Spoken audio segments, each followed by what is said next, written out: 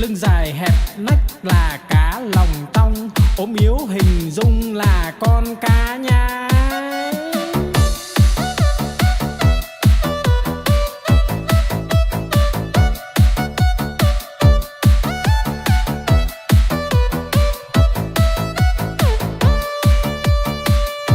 No lòng phĩ dạ là con cá cơm, không ướp mà thơm là con cá ngát. Miệng bay thoăn thoắt là con cá chim, hụt cẳng chết chìm là con cá đuối. Nhiều năm nhiều tuổi là cá bạc đầu, đủ chữ đủ câu là con cá đối. Mai nở tàn tối là con cá hoa, trắng muốt làn da là cá út thịt. Lưng dài hẹp nách là cá lòng tong, ốm yếu hình dung là con cá nhái.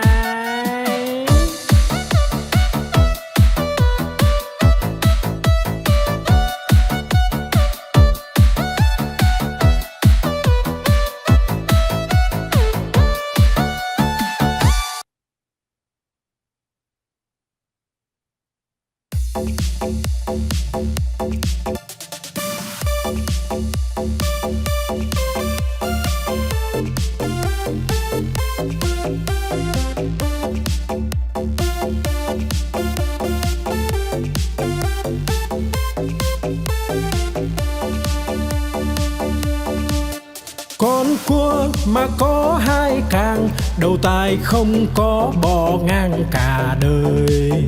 Con cá mà có cái đuôi, hai vây ve vầy nó bơi rất tài. Con rùa mà có cái mai, cái cổ thụt ngắn thụt dài vào da. Con voi mà có hai ngà, cái vòi nó cuốn đồ nhà đồ cây. Con chim mà có cánh bay, bay cùng Nam Bắc Đông Tây tỏ tường.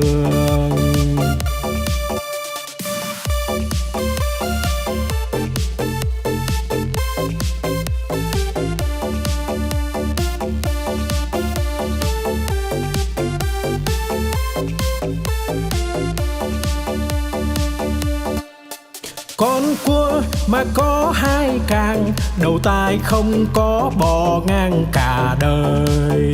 Con cá mà có cái đuôi, hai vây ve vầy nó bơi rất tài. Con rùa mà có cái mai, cái cổ thụt ngắn thụt dài vào da. Con voi mà có hai ngà, cái vòi nó cuốn đồ nhà đồ cây. Con chim mà có cánh bay, bay cùng Nam Bắc Đông Tây tỏ tường.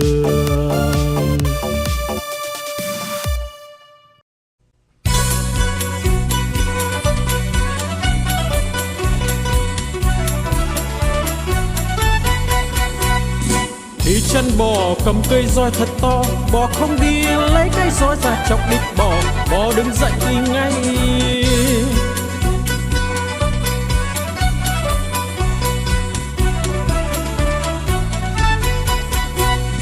Đi chân bò cầm cây roi thật to, bò không đi lấy cái roi ra chọc đít bò, bò đứng dậy đi ngay.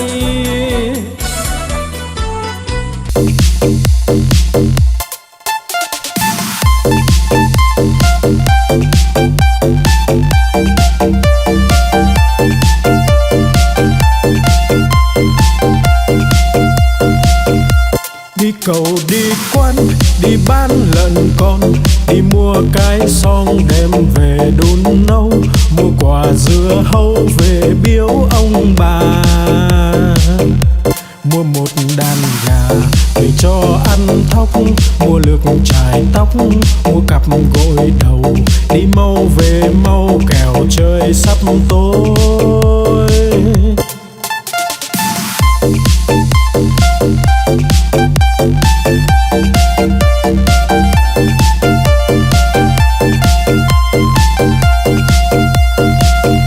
Đi cầu đi quán, đi bán lợn con, đi mua cái xong đem về đun nấu, mua quả dưa hấu về biếu ông bà. Mua một đàn gà về cho ăn thóc, mua lược chải tóc, mua cặp gội đầu, đi mau về mau kẻo trời sắp tối.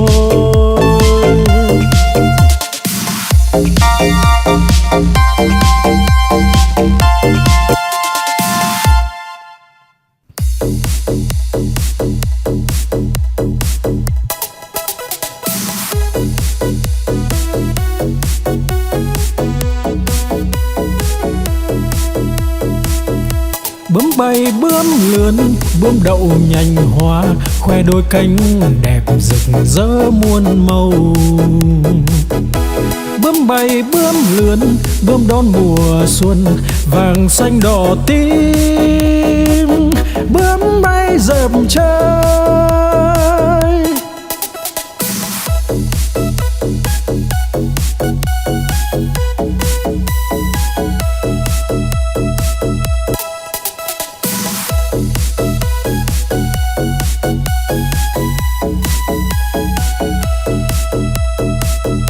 Bướm bay bướm lượn, bướm đậu nhành hoa, khoe đôi cánh đẹp rực rỡ muôn màu. Bướm bay bướm lượn, bướm đón mùa xuân, vàng xanh đỏ tím. Bướm bay dợp trời.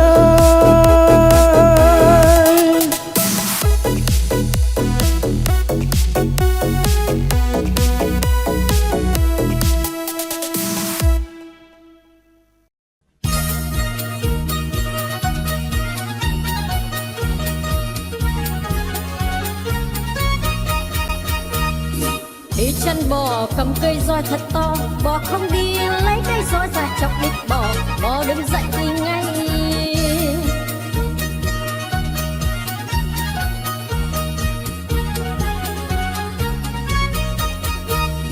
Đi chân bò cầm cây roi thật to, bò không đi lấy cây roi ra chọc đít bò, bò đứng dậy đi ngay.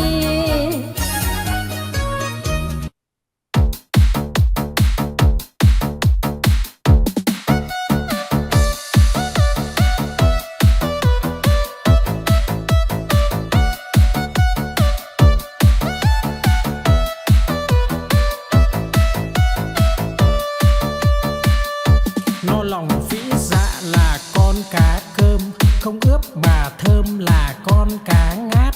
Liệng bay thoăn thoắt là con cá chim, hột cẳng chết chìm là con cá đuối. Nhiều năm nhiều tuổi là cá bạc đầu, đủ chữ đủ câu là con cá đối.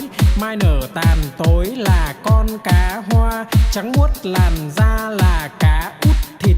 Lưng dài hẹp nách là cá lòng tong, ốm yếu hình dung là con cá nhái.